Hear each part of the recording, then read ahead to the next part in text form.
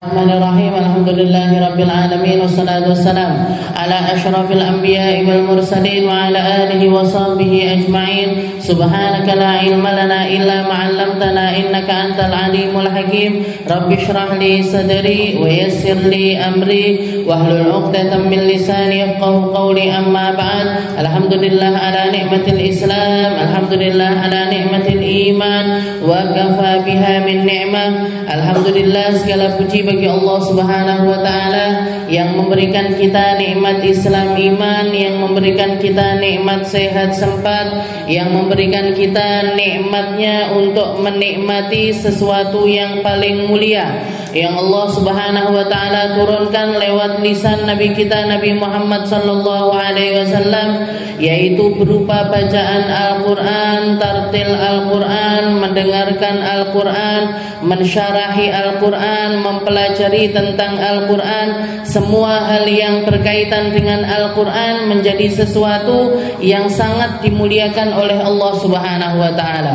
Para ulama mengatakan bihadzal Qur'an, bihadzal kalam yarfa'ullahu aqwaman wa yakhfadu bihil akharin. Dengan adanya kalam Allah taala ini, dengan diturunkannya Al-Qur'an ini, Allah taala menaikkan sebagian dari kaum dan menenggelamkan sebagiannya, mengangkat derajat sebagian orang dan menghinakan derajat sebagian orang, meninggikan beberapa orang dan menghinakan beberapa orang. Yang ditinggikan oleh Allah Subhanahu wa taala mereka-mereka yang takut ketika mempelajarinya, mereka-mereka yang serius di dalam mengkajinya, mereka-mereka yang menjadikan Al-Qur'an ini sebagai pedoman hidupnya, ditaati, dituruti, melakukan apa yang dicontoh-contohkan dari contoh baik dari Al-Qur'an diikuti, yang enggak baik dihilangkan. Nah, ini mereka-mereka yang akan diangkat derajatnya oleh Allah taala dengan Al-Qur'an. Sebagian lagi dihinakan oleh Allah taala dengan Al-Qur'an, dijatuhkan mereka, dikecam, dihinakan, bahkan diwanti-wanti oleh Allah taala, mereka akan merasakan panasnya api neraka. Salah satu contohnya ketika Allah Subhanahu wa taala menurunkan ayat yang khusus ditujukan bukan kepada orang terjauhnya Nabi, tapi kepada orang terdekatnya Nabi, yaitu Abu Lahab. Allah Ta'ala mengatakan tabbat siyada abi lahabi wa tab. Wahai Muhammad, bukan kamu yang akan celaka, tapi kedua tangannya Abu Lahab lah yang akan celaka. Karena dikatakan ketika Rasulullah pertama kali mendakwahkan wahyu dari Allah Ta'ala, yang keluar kalimat dari lisannya, dari mulutnya Abu Lahab adalah tabban laka ya Muhammad, celaka kamu wahai Muhammad. Dijawab oleh Allah Ta'ala tabbat siyada abi lahabi wa tab. Bukan kamu yang celaka wahai Muhammad, kamu adalah manusia yang paling aku tinggikan, kamu adalah manusia yang paling aku angkat derajatnya, sedangkan dialah nanti yang akan merasakan jatuhnya, kehinaan dan istilahnya dari kedurhakaan yang dia lakukan. Allah Ta'ala akan memperlakukannya dengan sangat-sangat hina sekali. Di dunia sudah ditunjukkan sama Allah Ta'ala, di akhirat double malahan. Karena azab dunia ini gak pernah sebanding dengan azab akhirat. Sebagaimana kenikmatannya gak pernah sebanding dengan kenikmatan akhirat, maka sadisnya atau keburukan apa yang terjadi di neraka itu sesuatu yang tidak bisa dipikirkan dengan akal biasanya kita. Makanya jangan main-main sama neraka. Jangan main-main dengan kalimat-kalimat yang menyangkut tentang akidah, menyangkut tentang Al-Qur'an, apalagi tentang azab-azabnya Allah Subhanahu wa taala. Orang sekarang kan kendel-kendel banget. Orang sekarang ini apalagi kalau kita buka internet, buka media sosial, luar biasa dari kata-katanya, bahkan sampai yang kemarin viral, bikin video parodi masuk neraka bareng-bareng. Na'udzubillahi min dzalik. Jadi bikin parodi, bikin cuplikan video gitu, dia sama temen-temennya lagi dibakar di api neraka, sama seneng-seneng, sama ngevlog ngoten niku ala-ala vlogger-vlogger gitu itu, naudzubillah min. Saya nggak membayangkan gimana mereka nanti ketika ngadepi Allah Subhanahu wa taala. Nggak bisa dibayangkan dengan pikiran.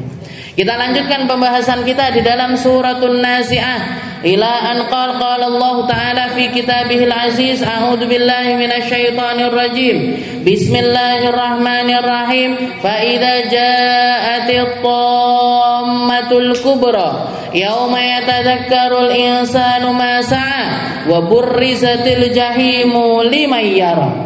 Jadi Allah Subhanahu wa taala mewanti-wantikan setelah sebelumnya menceritakan tentang kisahnya Nabi Allah Musa, menceritakan tentang keburukan yang dilakukan oleh Fir'aun serta perbandingannya Allah taala dengan makhluk-makhluk yang lain. Wahai manusia, kalian itu harusnya sadar diri. Kamu setinggi apapun gak akan pernah lebih tinggi daripada gunung. Kamu sekuat apapun gak akan pernah lebih kuat daripada gunung. Kamu seindah apapun, seawet apapun, secantik apapun, gak akan pernah seawet langit buminya Allah Subhanahu wa ta'ala. Umurmu ini berapa kalau dibandingkan umurnya makhluknya Allah ta'ala yang lainnya? Kapasitasmu ini seberapa kalau dibandingkan dengan makhluk-makhluknya Allah ta'ala yang lainnya? Ketahuilah bahwasanya dirimu itu lemah. Bahkan bukan cuma lemah, tapi sangat-sangat lemah. Kamu itu sakit, bahkan gampang sekali kena sakit. Gak perlu Allah Ta'ala itu untuk nyerang manusia itu, gak perlu dengan makhluk-makhluknya yang besar-besar, gak perlu. Dengan sesuatu yang kecil-kecil aja kita sudah gak nyaman. Jenengan dikecokot nyamuk loh, garuk-garuk wes. Sholat ini sudah blank. Yang katanya kuat, yang katanya merasa diri ini pinter, cerdas, punya ilmu dan lain sebagainya. Ini saya duduk di sini, dicokot nyamuk aja sudah blank ini. Konsentrasinya sudah hilang. Segitu gampangnya kamu itu lepas. Segitu gampangnya kamu itu istilahnya hilang fokus dan lain sebagainya. Khusyukmu gampang hilang, tulusmu gampang hilang, ikhlasmu gampang hilang, pikiran-pikiranmu gampang diombang-ambingkan dengan makhluknya Allah Ta'ala yang lainnya. Minal jinnati wan nas, baik dari kaum manusia ataupun dari golongan jin atau setan yang gak kelihatan, itu gampang sekali membisikkan perkara-perkara yang buruk kepada dirimu. Maka ketika kamu gak sadar kalau dirimu lemah, kamu akan terpesona dengan dirimu sendiri dan kamu akan hina sehina-hinanya. Tapi ketika kamu merasa bahwasanya dirimu itu lemah, kamu akan bergantung dengan zat yang maha kuat. Kalau ketika kamu sadar kamu punya Allah, ya Allah saya nggak kuat tapi jenengan kuat. Ya Allah saya nggak kaya tapi jenengan kaya. Ya Allah saya nggak bisa tapi jenengan maha bisa. Ya Allah saya nggak mampu tapi jenengan maha mampu. Kamu akan menjadi orang yang dimuliakan semulia-mulianya oleh Allah Subhanahu wa ta'ala. Jadi rendahkan dirimu di hadapan Allah Ta'ala, kamu akan menjadi manusia super power. Super power ini apa kayak Batman, apa kayak Superman, apa kayak Spiderman? Bukan, Bu. Manusia-manusia super itu sudah ada sejak zaman dulu sampai zamannya Nabi Muhammad SAW, diikuti dengan orang-orang selanjutnya yang memilih menapai jalan yang ditapai oleh Rasulullah SAW. Siapa? Para nabi-nabinya Allah, para rasul-rasulnya Allah, serta orang-orang mulia yang lainnya. Tapi kan mereka biasanya bapak-bapak, biasanya laki-laki. Dicepak nih Bu yang dari kalangan perempuan sama Allah Ta'ala. Dicepak nih sama Allah Ta'ala, kalian bisa mencontoh dari golongan perempuan yang senasib dengan kamu, yang punya badan seperti dirimu, punya kelemahan perasaan sama dengan dirimu, tapi dimuliakan semulia-mulianya oleh Allah Ta'ala. Ketika Rasulullah mengatakan kamulat minar rijali katsir walam yakmul minan nisa'i illa arba, katanya Nabi dari golongan laki-laki yang mencapai derajat kesempurnaan iman itu banyak, yang bisa mencapai derajat tinggi luar biasa di sisi Allah Ta'ala itu banyak. Tapi kalau dari kalangan perempuan cuma 4, Bu. Katanya Nabi Muhammad yang pertama adalah Asiyah bintu Muzahim. Siapa Asiyah bintu Muzahim? Istrinya Fir'aun. Istrinya Fir'aun. Jadi kalau misalkan kita merasa, ya Allah, bojoku kok bejat banget, ya Allah, bojoku kok banyak maksiatnya, ya Allah, pasangan hidupku kok nggak bisa jadi contoh buat anak-anak saya. Jenengan nggak sendirian, Bu. Ada perempuan mulia luar biasa di zaman dulu, pakai pakaian indah, pakai kendaraan indah, punya harta luar biasa, tinggalnya di dalam istananya Fir'aun, tapi dimuliakan sama Allah Ta'ala. Kenapa? Karena hatinya nyambung sama Allah. Ketika Nabi Musa diutuskan oleh Allah Ta'ala, beliau lari untuk beriman pertama kali kepada Nabi Allah Musa. Anak yang dari bayi diopeni sama Asiyah. Anak yang dari bayi diopeni sama Sayyidah Asiyah. Jadi semua yang beliau miliki tidak membuat dirinya itu terlena dari alam akhirat. Makanya ketika beliau ini pada akhirnya dieksekusi oleh suaminya sendiri, dibunuh sama suami. Jadi bukan cuman KDRT, dipateni, Bu. Dibunuh sama Fir'aun, diikat tangan, diikat kakinya, dilemparkan batu yang sangat besar dari atas tempat yang tinggi. Setelah itu katanya Asiyah, beliau cuman minta sama Allah Ta'ala, Rabbi ibnili indaka baitan fil jannah. Ya Allah, bangunkan untukku di sisimu rumah di surga. Kenapa? Karena walaupun secara kasat mata beliau ini tinggal di dalam istana, tapi beliau nggak merasa itu jadi rumah. Beliau nggak bisa ibadah dengan enak di situ. Beliau nggak punya keluarga yang bisa mendukung keimanannya. Beliau nggak punya segala hal yang diinginkan oleh para ahli iman. Orang jenengan kalau keluarga Muslim ini kan enak. Poso, buka bareng, sahur bareng, budal neng masjid bareng, ngaji bareng. Gitu. Istilahnya banyak hal yang bisa dilakukan di dalam hal keimanan ini yang bisa dilakukan bersama-sama. Itu hakikatnya rumah, Bu. Bukan tentang gedung yang tinggi, bukan tentang pintu yang indah, bukan tentang saldo rekening yang banyak, bukan. Tapi letaknya rumah ini di dalam hati. Ketika kita, pasangan kita, anak-anak kita, orang tua kita, semua orang yang kita sayang ini sama-sama bergandengan nyari jalan menuju surganya Allah Subhanahu wa Ta'ala.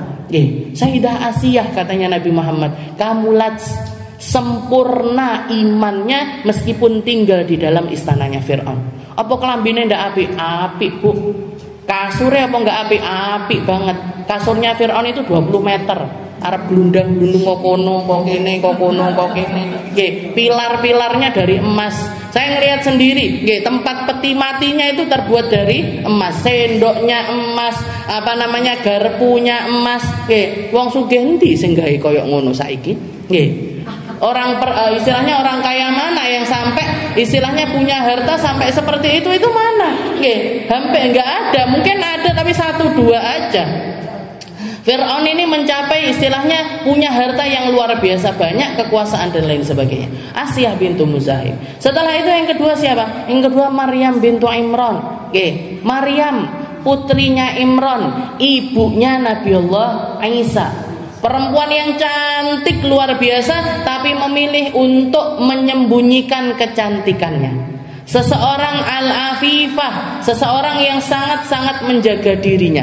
Sangat-sangat menjaga dirinya sampai dapat cobaan yang luar biasa besar, yaitu dikasih sama Allah Ta'ala hamil tanpa perantara laki-laki sama sekali. Satu-satunya perempuan Maryam itu aja. Maryam bintu Imran. Setelah itu yang ketiga Khadijah bintu Khuwailid, Sayyidah Khadijah, istrinya Nabi Muhammad SAW yang di usia 40 tahun baru menikah sama Nabi, baru menikah dengan Rasul. Setelah itu ketika Nabi Muhammad diangkat menjadi Nabi, beliau mensupport dakwahnya Nabi ini dengan segala sesuatu. Tenaga, pikiran, capeknya, hartanya, rumahnya, semuanya didedikasikan untuk agamanya Allah Subhanahu wa Ta'ala. Bahkan sampai diceritakan ketika Sayyidah Khadijah ini, Bu, Rasulullah itu kan ketika awal-awal wahyu, bahkan 5 tahun sebelum beliau dapat wahyu ini kan naik turun ke atas gunung terus.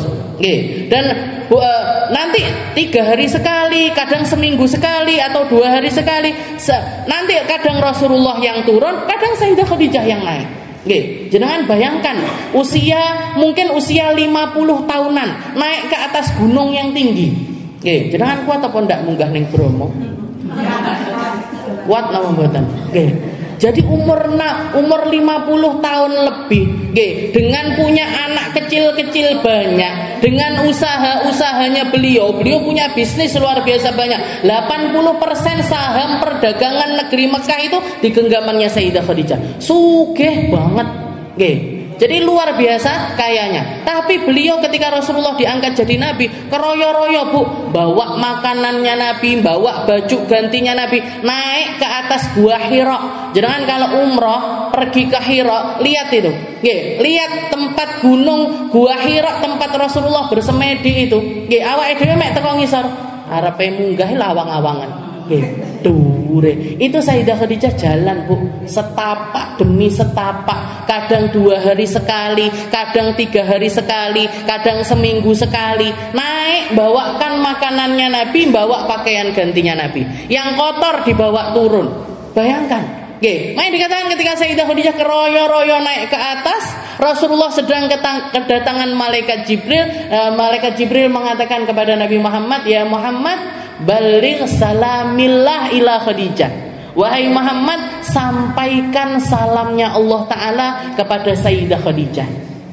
Annallaha qad a'adda laha, bahwasanya Allah Ta'ala telah menyiapkan untuk Khadijah rumah di dalam surga yang tidak ada lagi kepenatan, tidak ada lagi kecapean, tidak ada lagi kesedihan.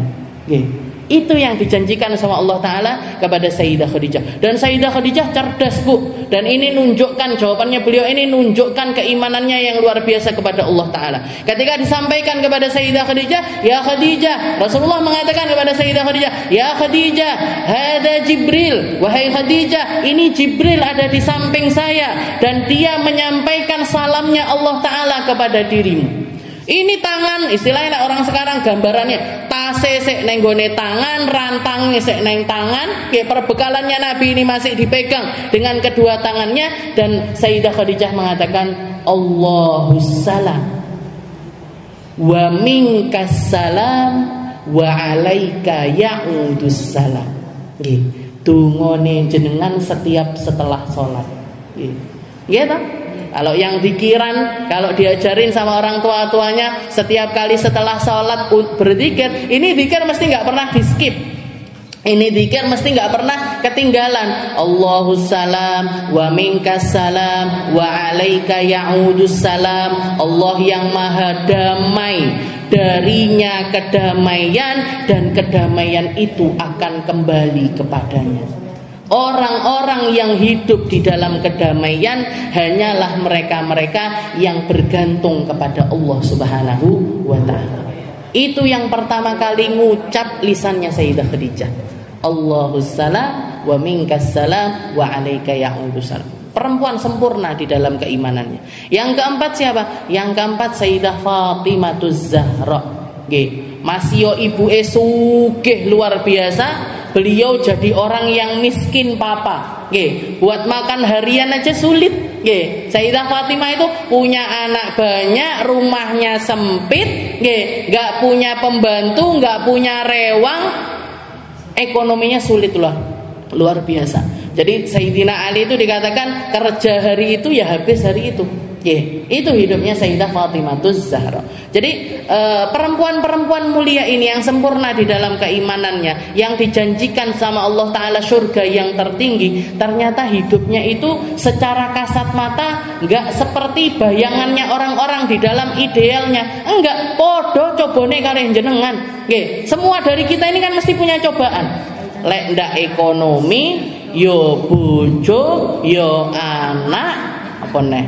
Yo jabatan, harta, dan lain sebagainya. Semua dari kita bisa mencontoh dari 4 perempuan ini. Ditambah disusulkan sama Nabi 1 perempuan yang lain.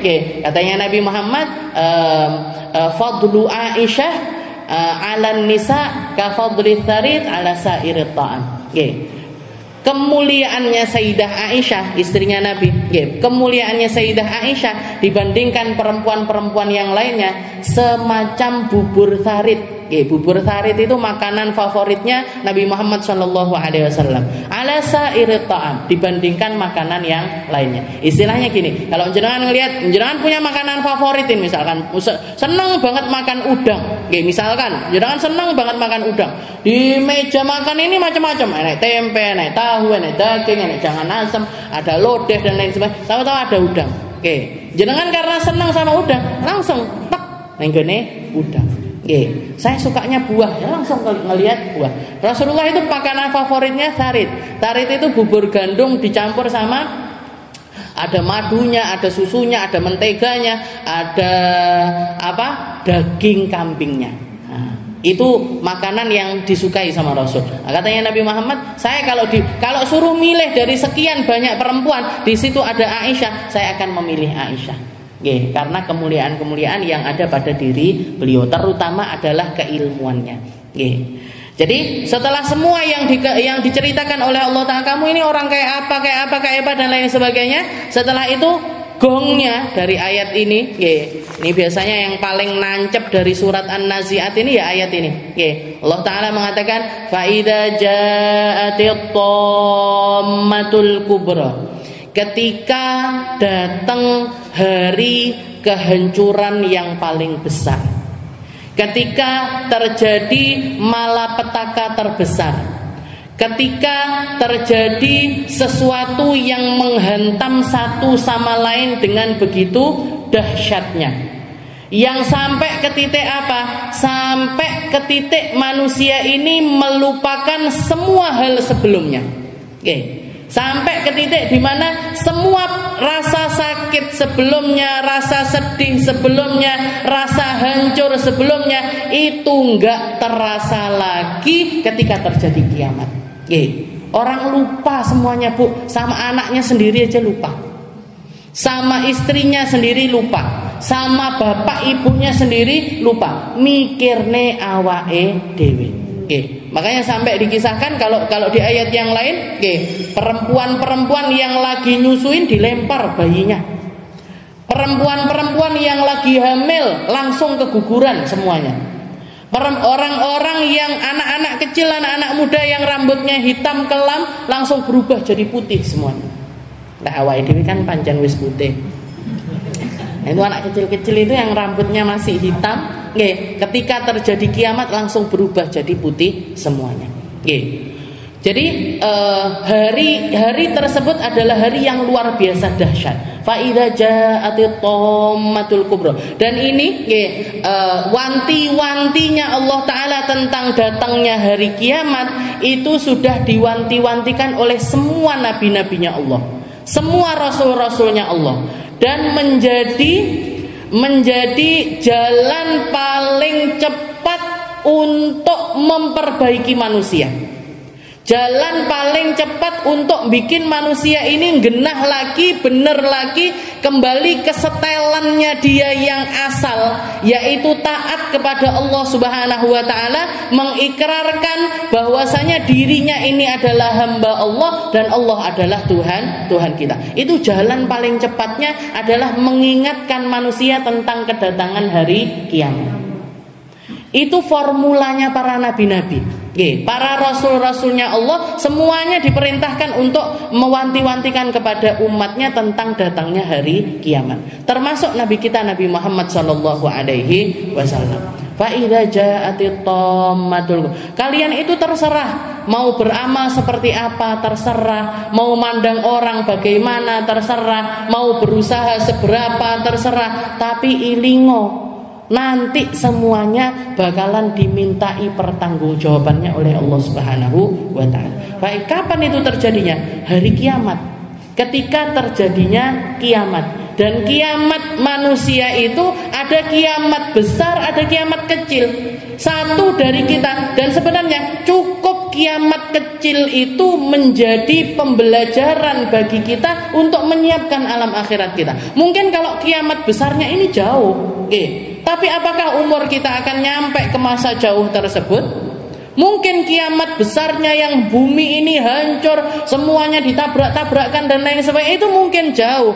Tapi kita ini bakal yang dekat itu adalah kiamat kecilnya kita, yaitu kematian kita masing-masing. Dan itu butuh persiapan.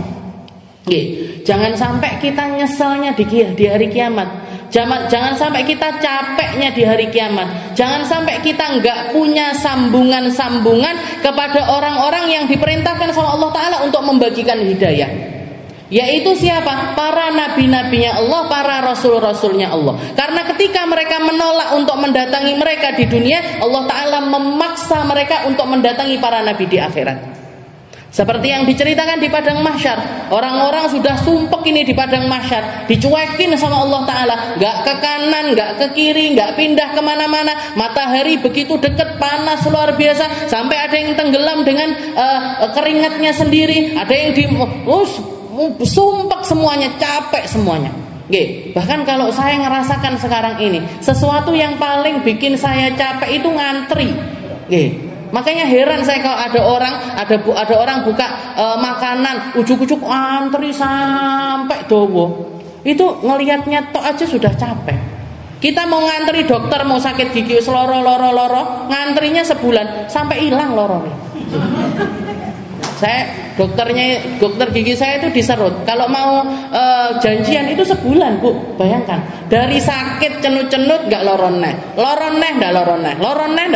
sampai. Jadi ini bayangkan, di padang mahsyar itu ribuan tahun kita dicuekin sama Allah Ta'ala, gak ngerti mau ngapain, gak ngerti mau dipindah kemana. Makanya diceritakan orang-orang ini berduyun-duyun datang kepada Nabi Allah Adam, nanya, ya Adam anta abul bashar, wahai Adam, jenengan ini kan bapaknya kita semuanya, selamatkan kami dari tempat ini. Katanya Nabi Adam, inna rabbi ghadabal yaum lam yaghdab qablahu wala ba'dahu mithlah. Hari ini Tuhanku lagi marah luar biasa, makanya nyuekin kalian semuanya dengan rasa marah yang belum pernah terjadi sebelum ataupun sesudahnya. Nafsi, dewi, aku dewi kepikiran sama dosaku. Pindah ke Nabi Allah Nuh, pindah ke Nabi Idris, pindah ke Nabi Musa, pindah ke Nabi Ibrahim, sampai puncaknya kepada Nabi Muhammad SAW. Satu-satunya orang yang enggak mengatakan nafsi, tapi beliau mengatakan ana laha, saya yang punya. Punya apa? Saya yang punya syafaat, saya yang bisa mindahkan, saya yang bisa ngerayu Tuhan, saya yang diizinkan bersimpuh di hadapannya, saya yang diizinkan untuk memujinya hari ini, di mana itu semuanya tidak diizinkan kepada selain diriku. Lainnya bilang nafsi, Nabi Muhammad tok bilang seperti itu, Bu. Makanya dikatakan ketika kita nggak nyambung sama Nabi di dunia, di akhirat kita dipaksa untuk mendatangi Nabi. Dipaksa sama Allah Ta'ala untuk mendatangi para nabi-nabinya Allah, para rasul-rasulnya Allah. Makanya salah satu hal ekspresi sedihnya para orang-orang kafir ini yang diceritakan sama Allah Ta'ala di dalam Al-Quran, yauma ya'uddu dhalimu ala yadayhi wa yaqulu ya laitani ittakhadtu ma'ar rasuli sabila. Hari di mana orang kafir ini gigit jari-jarinya mereka, yang menunjukkan penyesalan luar biasa. Bukan cuman jari, bukan cuman kuku yang dicokoti, dari kuku sampai ke jari, sampai dikatakan kedua tangannya ini masuk ke mulutnya mereka masing-masing. Karena saking menyesalnya mereka. Apa yang bikin mereka menyesal? Ya laitani takhadtu ma'ar rasuli sabila. Seandainya saja aku dulu nyambung sama Nabi. Seandainya saja aku nyambung sama Qur'annya Nabi, sama syariatnya Nabi, sama aturannya Nabi, sama warisannya Nabi, sama masjidnya Nabi, sama sekolahnya Nabi, sama segala sesuatu yang nyambungkan diri saya kepada Rasulullah SAW. Orang-orang kafir nyesel luar biasa, Bu.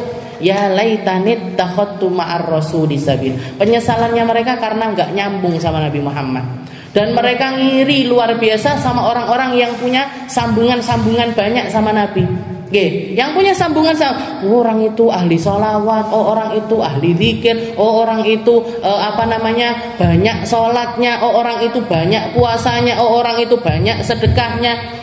Ngiri mereka sama orang-orang yang punya sambungan-sambungan kepada Rasulullah Shallallahu Alaihi Wasallam.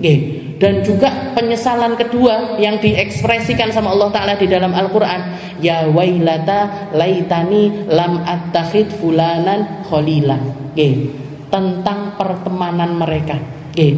Yang mereka sesali, perkara pertama karena mereka nggak nyambung sama Nabi, yang kedua karena mereka salah di dalam berteman. Ya Allah, seandainya saja saya dulu nggak konconan karo wong kuwi, laqad adallani, karena dia sudah bikin saya tersesat di jalannya Allah Ta'ala. Ndak melek ribah malih ribah, ndak melek ngerasani uwong malih ngerasani uwong, asline arep budal ngaji malah dijak bakso. Itu semuanya akan bikin penyesalan-penyesalan di hadapan Allah Subhanahu wa Ta'ala. Jadi dikatakan fa idza ja'atit tammatul kubra. Lalu setelah itu dikatakan apa yang terjadi? Ketika sudah terjadi kehancuran an-nafkhatus tsaniyah, setelah terjadinya tiupan sangkakala yang kedua, semuanya sudah dimatikan sama Allah Ta'ala. Setelah itu dibangkitkan kembali oleh Allah Subhanahu wa Ta'ala. Dua perkara yang pasti terjadi kepada setiap manusia, gak mukmin gak kafir. Gak mukmin gak kafir, semuanya akan menemukan dua perkara ini. Apa itu? Yauma yatadzakkarul insanu ma sa'a wa burrizatil jahimu liman yara. Yang pertama adalah hari itu Allah Ta'ala akan menampakkan semua yang pernah dilakukan oleh manusia.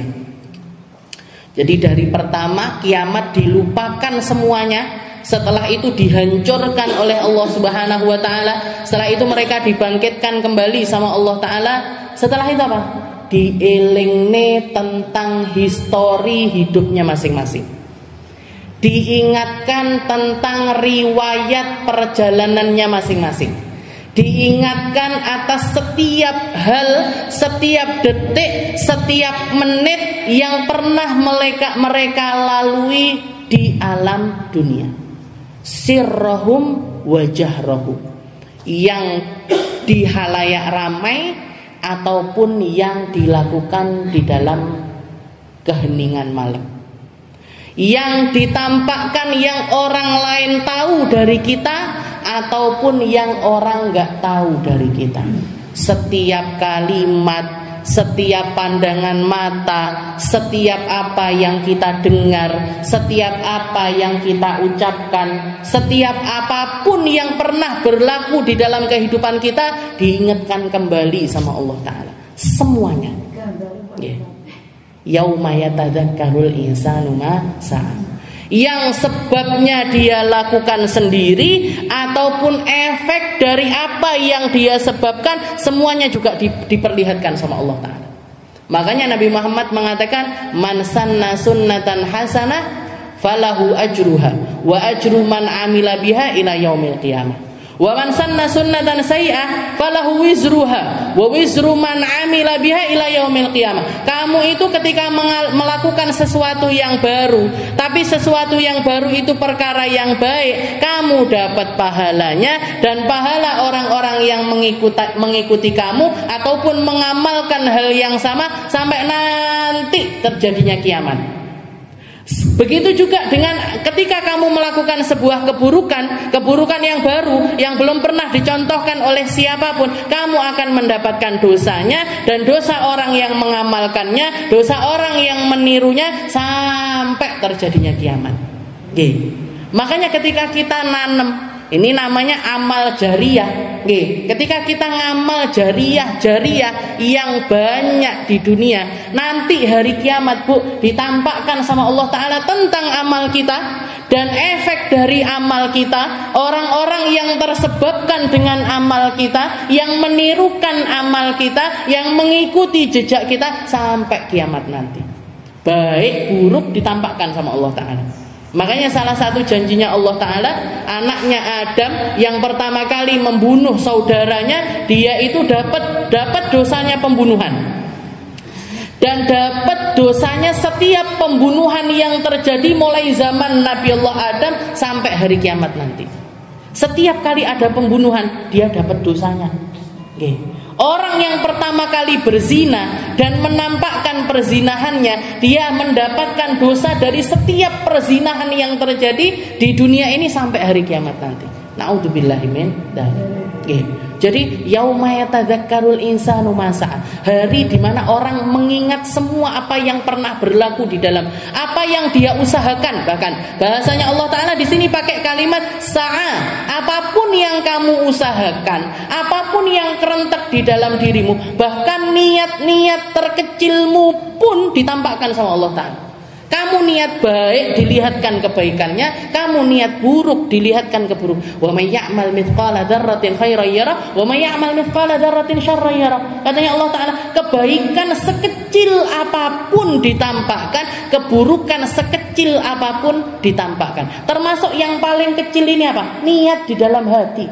Diumbar bu hati kita, diumbar bu pikiran kita, diumbar semua yang pernah terjadi di dalam kehidupan kita. Itu orang iman, orang gak iman semuanya mengalami ini.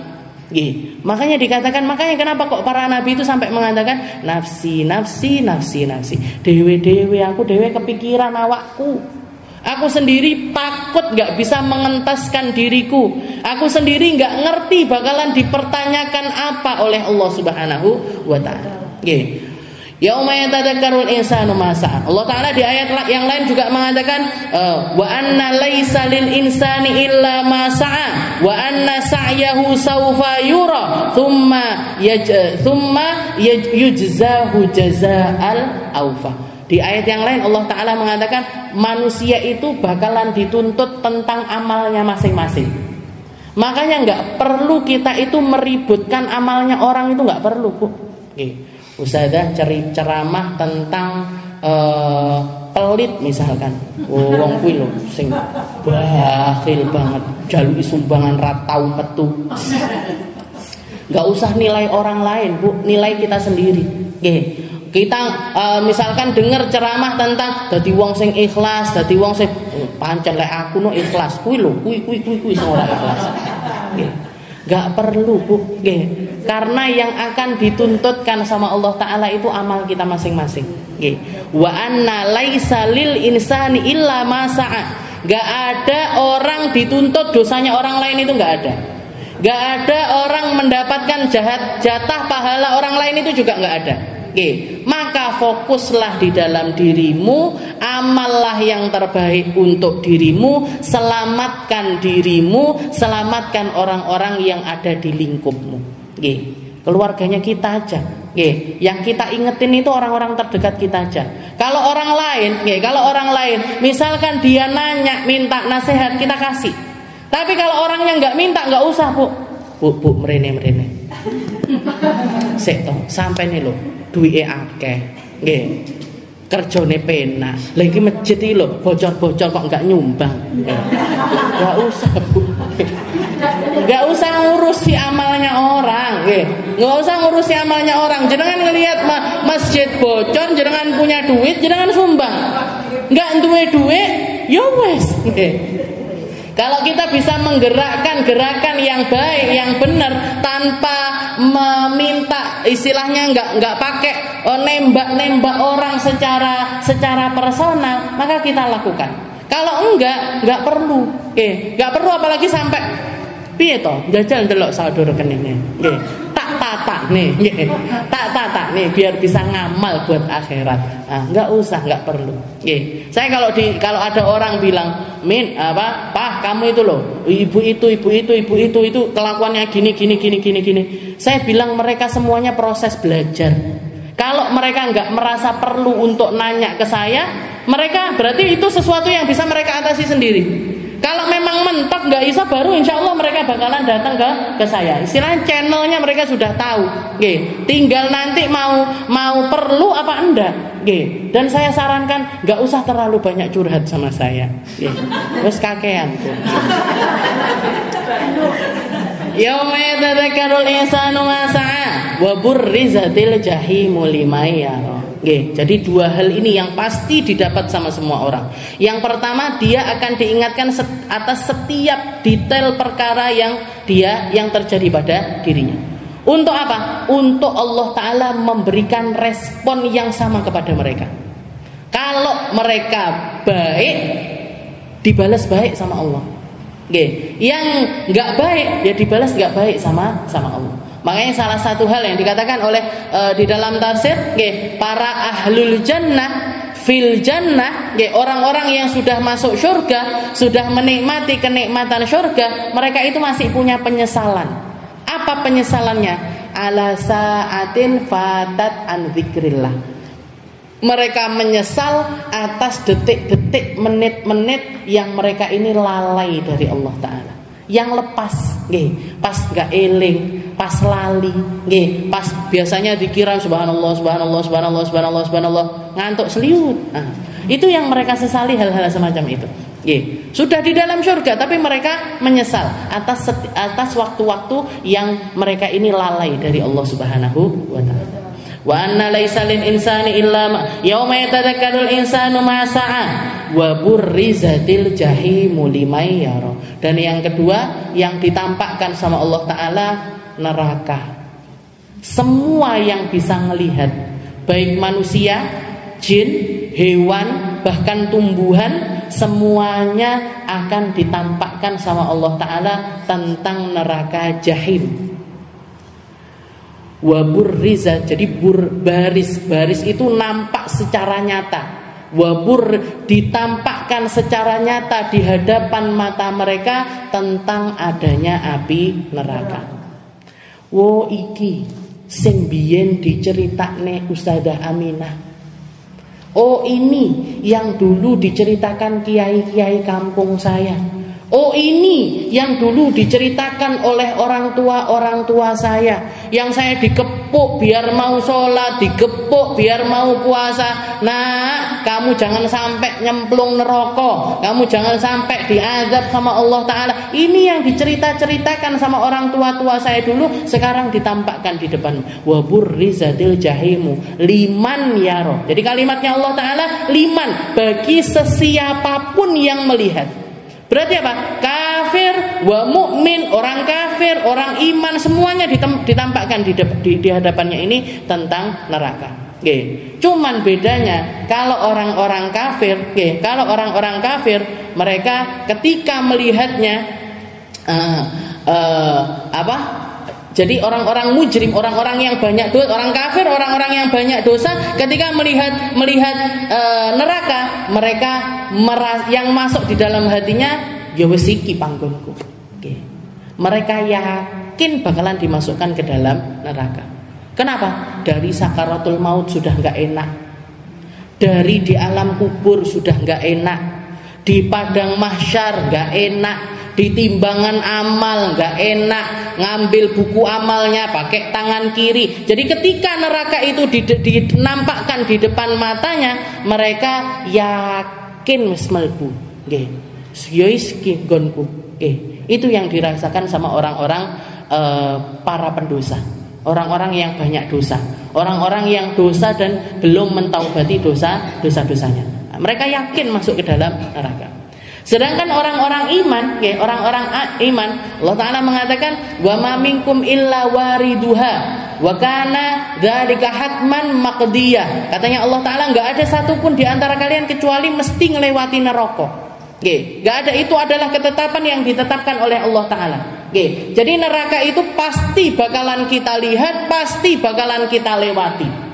Dalam hal melewati ini sesuai sama level keadaan setiap hamba. Kalau dosa-dosanya dia ini masih ada yang belum terselesaikan, ya dia bakalan masuk dulu sampai habis, sampai dia mendapatkan balasan dari keburukannya tersebut. Setelah itu dikeluarkan sama Allah Ta'ala.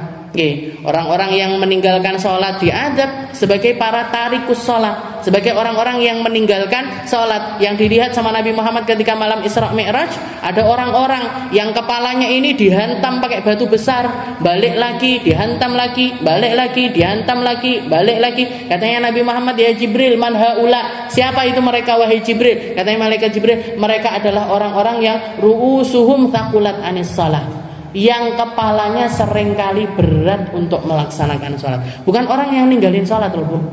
Orang yang berat di dalam pelaksanaan sholat.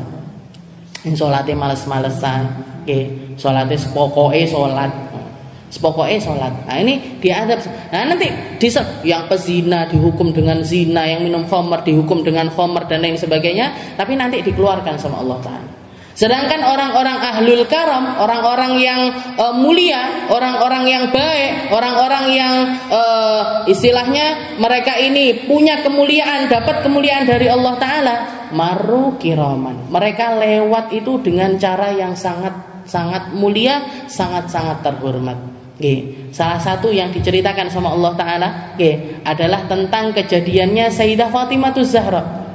Ketika Sayyidah Fatimah mau melewati jembatan Sirat, Bu, yang di bawahnya ini ada api neraka, dari atas langit, dari atas ini keluar suara, ya ahla ma'syar, ya ahla mahsyar, wahai orang-orang, wahai manusia semua yang ada di padang mahsyar, wuddu absarakum wa nakkisu ru'usakum, pejamkan mata kalian, tundukkan kepala kalian, fa inna Fatimah bintu Muhammad satamurru ala sirat, karena Fatimah putrinya Muhammad akan melewati jembatan Sirat. Dan beliau enggak sendirian, Bu, sak rombongan. Sayyidah Fatimah ini nanti melewati Sirat sak rombongan. Sama siapa? Sama mereka-mereka yang selama hidupnya ngikuti jejaknya Sayyidah Fatimah Zahra. Ngikuti jejak. Jadi ada orang-orang yang dimuliakan sama Allah Ta'ala sampai semacam itu. Katanya Nabi Muhammad, ada yang melewati Sirat itu semacam kilat, ada yang semacam angin, ada yang ada yang kayak orang lari, ada yang kayak orang jalan tapi yo teko ae. Enek sing mlaku wis meh teko ceblok. Nggih, macam-macam. Ya ada yang ngerangkak, ada lain sebagainya. Tapi yang pasti illa wariduha, semuanya bakalan ngelewati tempat tersebut. Ini juga dikatakan sama Allah Ta'ala, wa burrizatil jahimu limayyara. Orang-orang semua manusia yang memandang bakalan ngelewati jembatan Sirat. Nah, makanya nggak akan ada penyesalan bagi mereka-mereka yang nyambungkan diri sama Nabi. Nabi Muhammad dikata Allah Ta'ala, yauma la yukhzillahun nabi walladzina amanu ma'ahu. Nanti di hari kiamat itu yang nggak diasingkan sama Allah, yang nggak dicuekin sama Allah, yang nggak disia-siakan sama Allah Ta'ala adalah Nabi Muhammad sallallahu alaihi wasallam. Sama siapa lagi? Walladzina ma'ahu, walladzina amanu ma'ahu, beserta orang-orang yang beriman kepada Nabi Muhammad. Sebagaimana orang kafir menyesal karena enggak punya sambungan sama Nabi, orang-orang iman enggak punya penyesalan karena nyambungkan diri kepada Rasulullah sallallahu alaihi wasallam. Walladzina amanu ma'ahu, mereka ketika mereka mau melewati Sirat, katanya Allah Ta'ala, nuruhum yas'a baina aidihim wa bi aimanihim. Mereka kiamat itu gelap, Bu. Melewati jembatan Sirat itu juga luar biasa gelap. Api neraka itu meskipun berkobar tapi gelap luar biasa. Tapi orang-orang iman yang punya banyak sambungan sama Nabi Muhammad dicepakne lampu sama Allah Ta'ala. Nuruhum yas'a baina aidihim wa bi aimanihim. Cahaya mereka akan meliputi depan, belakang, kanan, kiri mereka. Dan ketika mereka melewati jembatan Sirat, yang keluar dari lisan mereka, yaquluna rabbana ighfir lana dzunubana. Ya Allah, ampunilah kami dan sempurnakanlah cahaya kami agar kami selamat sampai melewati jembatan Sirat. Itu orang-orang ahli iman. Itu perbedaannya. Jadi setiap detail akhirat itu sesuai dengan detailnya kita ketika di dunia. Ketika kita berjalan di jalannya Allah Ta'ala ini dengan cara yang benar, dengan cara yang lurus, di situ juga akhirat kita akan diluruskan sama Allah Subhanahu wa Ta'ala.